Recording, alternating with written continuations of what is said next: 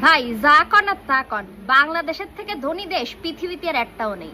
কি ভাবতেছেন পাগল হয়ে গেছি? মানে এই সামনে পাগল হয়ে গেছে না রে ভাই।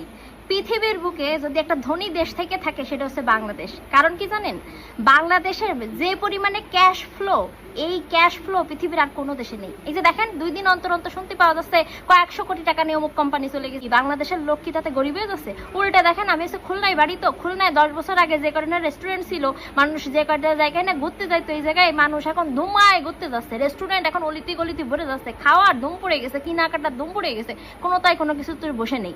এই যে জিনিসপত্রের দাম বেড়ে গেছে, মানুষ কি না খেয়ে রয়েছে? একদমই না। পৃথিবীর কোন দেশে শুনেছেন যে কয়েকশো কোটি টাকা তারা পাচার করে অন্য জায়গায় পাঠাই দিচ্ছে? বাংলাদেশের মানুষ এই দেশেতে পাঠাই দিচ্ছে, অন্য দেশে নিয়ে যাচ্ছে, ও তারপরেও বাংলাদেশ গরিব আসছে না, উন্নয়ন করেই যাচ্ছে করেই যাচ্ছে করেই যাচ্ছে। আপনি আগে দেখেন যে কয় টাকায় মাস চালাইতেন, এখন দেখেন আপনার ইনকাম বাড়িছে এবং তাই আপনার মাস ঠিকই চলে যাচ্ছে, আপনার কোনো কিছু কিন্তু থেমে নেই। আগে লাইফ স্টাইল যা ছিল তার থেকে কিন্তু ভালো।